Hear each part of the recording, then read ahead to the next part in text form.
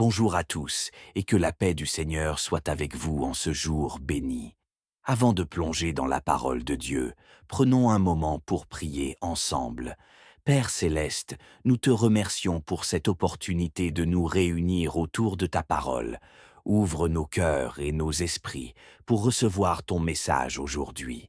Que ta sagesse nous guide et que ton esprit nous illumine pour que nous puissions comprendre et appliquer tes enseignements. Que cette méditation soit pour nous une source de croissance spirituelle et de bénédiction. Nous te le demandons au nom de Jésus-Christ. Amen. Pour notre méditation d'aujourd'hui, nous allons lire 2 Chroniques, 22, 10, 23 à 21. Écoutons attentivement.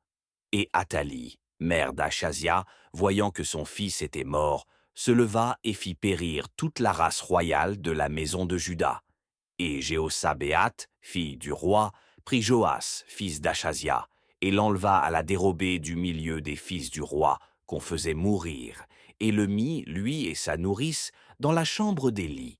Et Jéhosabéat, fille du roi Joram, femme de Jéhojada, le sacrificateur, elle était sœur d'Achazia, le cacha de devant Athalie, et celle-ci ne le fit pas mourir.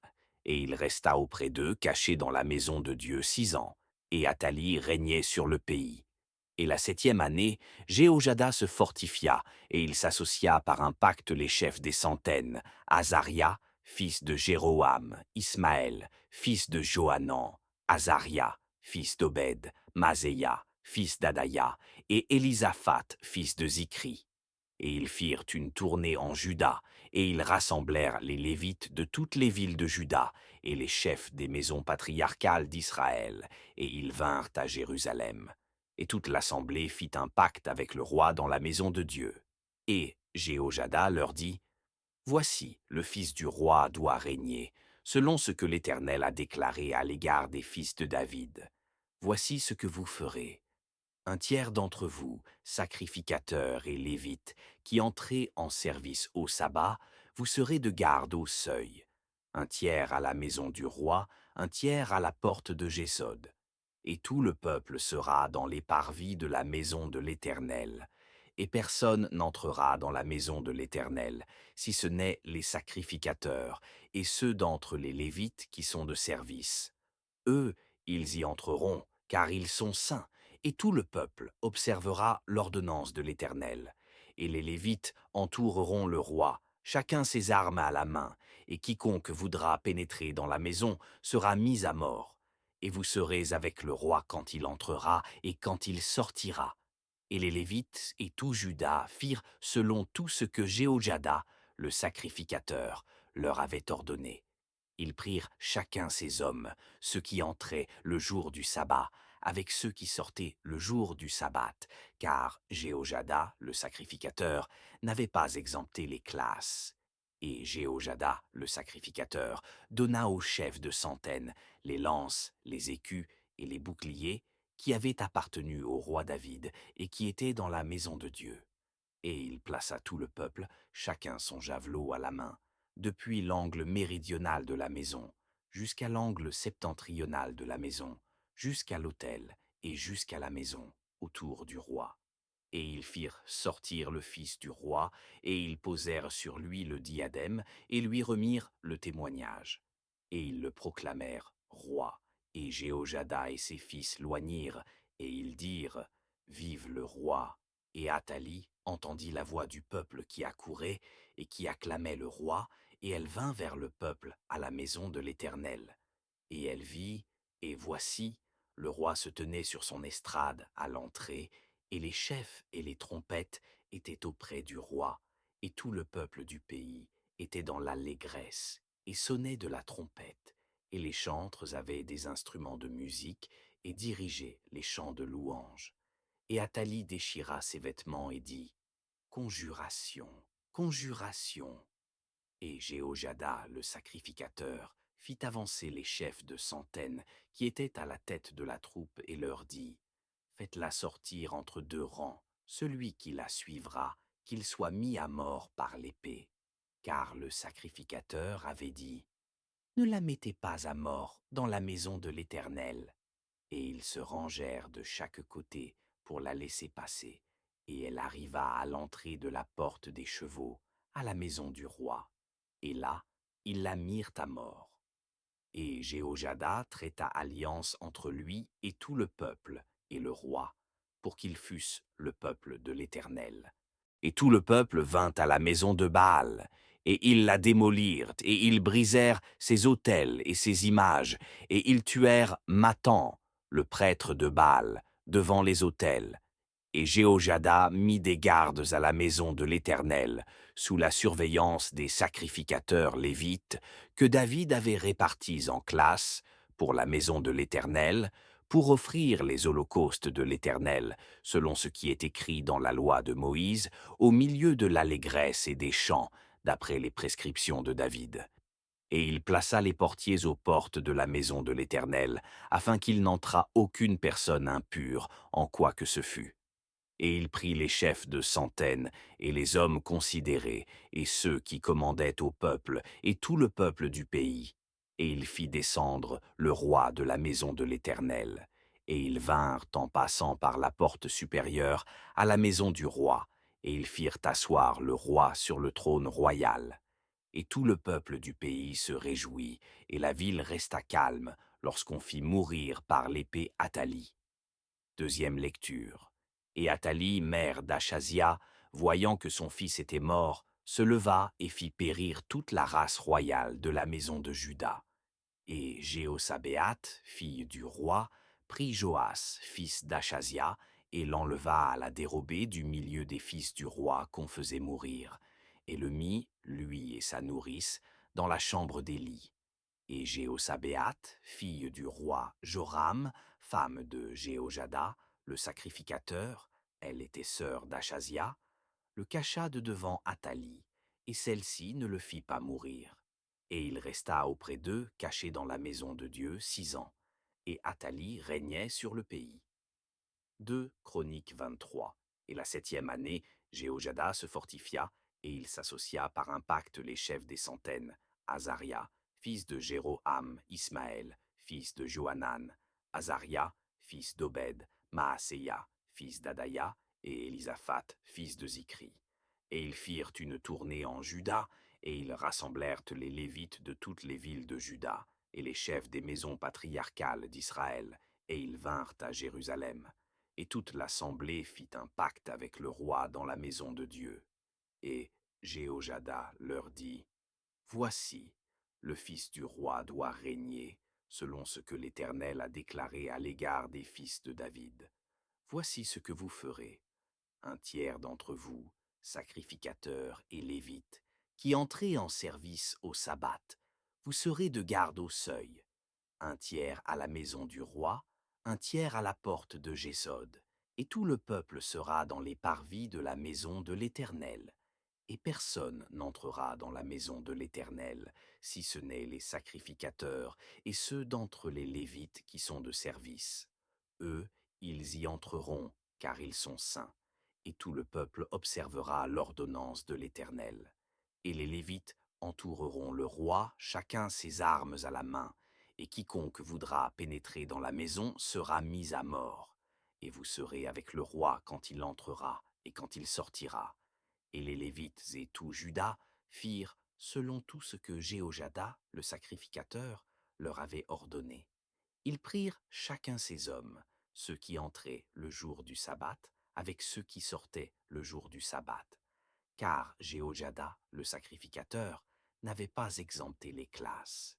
Et Jéhojada, le sacrificateur, donna aux chefs de centaines les lances, les écus et les boucliers qui avaient appartenu au roi David et qui étaient dans la maison de Dieu.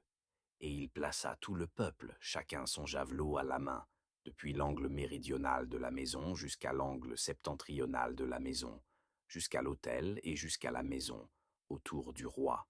Et ils firent sortir le fils du roi, et ils posèrent sur lui le diadème, et lui remirent le témoignage, et ils le proclamèrent roi, et Jéhojada et ses fils loignirent, et ils dirent, Vive le roi! Et Athalie entendit la voix du peuple qui accourait et qui acclamait le roi, et elle vint vers le peuple à la maison de l'Éternel. Et elle vit, et voici, le roi se tenait sur son estrade, à l'entrée, et les chefs et les trompettes étaient auprès du roi, et tout le peuple du pays était dans l'allégresse, et sonnait de la trompette, et les chantres avaient des instruments de musique, et dirigeaient les chants de louange. Et Athalie déchira ses vêtements et dit, Conjuration, conjuration. Et Jéhojada, le sacrificateur, fit avancer les chefs de centaines qui étaient à la tête de la troupe, et leur dit, Faites-la sortir entre deux rangs, celui qui la suivra, qu'il soit mis à mort par l'épée. Car le sacrificateur avait dit, Ne la mettez pas à mort dans la maison de l'Éternel. Et ils se rangèrent de chaque côté pour la laisser passer, et elle arriva à l'entrée de la porte des chevaux, à la maison du roi. Et là, ils la mirent à mort. Et Jéhojada traita alliance entre lui et tout le peuple et le roi, pour qu'ils fussent le peuple de l'Éternel. Et tout le peuple vint à la maison de Baal, et ils la démolirent, et ils brisèrent ses autels et ses images, et ils tuèrent Mathan, le prêtre de Baal, devant les autels. Et Jéhojada mit des gardes à la maison de l'Éternel, sous la surveillance des sacrificateurs lévites que David avait répartis en classes pour la maison de l'Éternel, pour offrir les holocaustes de l'Éternel, selon ce qui est écrit dans la loi de Moïse, au milieu de l'allégresse et des chants, d'après les prescriptions de David. Et il plaça les portiers aux portes de la maison de l'Éternel, afin qu'il n'entrât aucune personne impure en quoi que ce fût. Et il prit les chefs de centaines et les hommes considérés, et ceux qui commandaient au peuple, et tout le peuple du pays. Et il fit descendre le roi de la maison de l'Éternel. Et ils vinrent, en passant par la porte supérieure, à la maison du roi, et ils firent asseoir le roi sur le trône royal. Et tout le peuple du pays se réjouit, et la ville resta calme, lorsqu'on fit mourir par l'épée Athalie. Méditation. Ce passage illustre un tournant significatif dans l'histoire de Juda. Athalie, la reine usurpatrice, avait pris le pouvoir de manière violente et injuste, tentant d'anéantir toute la lignée royale de David. Cependant, Dieu avait d'autres plans. Par l'intermédiaire de Joshabéath et du sacrificateur Jéhojada, le jeune Joas fut sauvé et caché dans le temple, symbolisant la préservation du dessein divin malgré les tentatives humaines de le contrecarrer. Le contexte historique montre une période de grande instabilité et de crise spirituelle pour le royaume de Juda. Athalie, influencée par les pratiques païennes, avait instauré un règne marqué par l'idolâtrie et l'injustice. Pourtant, Dieu a utilisé des personnes fidèles pour accomplir sa volonté, démontrant que même dans les moments les plus sombres, il veille sur son peuple et ne permet pas que ses promesses soient anéanties. Le message principal de ce passage est la souveraineté de Dieu et sa fidélité à ses promesses. Malgré les complots et les machinations des hommes, la lignée davidique est préservée, conformément à l'alliance que Dieu avait faite avec David. C'est un rappel puissant que Dieu est en contrôle et que ses plans s'accompliront, peu importe les obstacles. Dans notre vie quotidienne, ce récit nous invite à avoir confiance en Dieu, même lorsque les circonstances semblent désespérées. Il nous rappelle que Dieu est capable de faire surgir l'espoir et la justice là où il semble n'y avoir que ténèbres et confusion.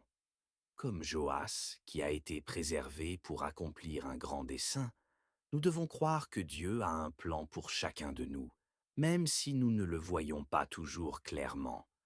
Nous sommes également appelés à être comme Jéhojada, des agents de justice et de restauration.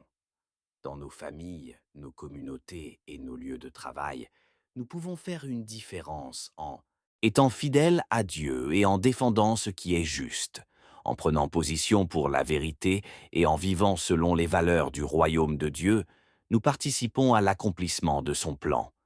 Prière. Prière. Seigneur, nous te remercions pour ta fidélité et ton amour inconditionnel. Nous te prions de nous donner le courage et la force d'agir avec intégrité, comme Jéhojada, et de rester fidèles à toi, même dans les moments de difficulté. Aide-nous à voir ta main à l'œuvre dans nos vies et à te faire confiance en toutes circonstances. Nous prions avec les mots du psaume 78. Seigneur, donne-nous la sagesse de nous rappeler tes œuvres merveilleuses et de garder ta parole dans nos cœurs. Que nous soyons toujours conscients de ta présence et de ta direction. Renforce notre foi et aide-nous à transmettre ta vérité à ceux qui nous entourent. Garde-nous et nos familles en bonne santé et que nous puissions vivre dans ta paix et ta grâce. Notre Père qui es aux cieux, que ton nom soit sanctifié, que ton règne vienne, que ta volonté soit faite sur la terre comme au ciel. Donne-nous aujourd'hui notre pain de ce jour. Pardonne-nous nos offenses, comme nous pardonnons aussi à ceux qui nous ont offensés. Et ne nous laisse pas entrer en tentation, mais délivre-nous du mal. Amen.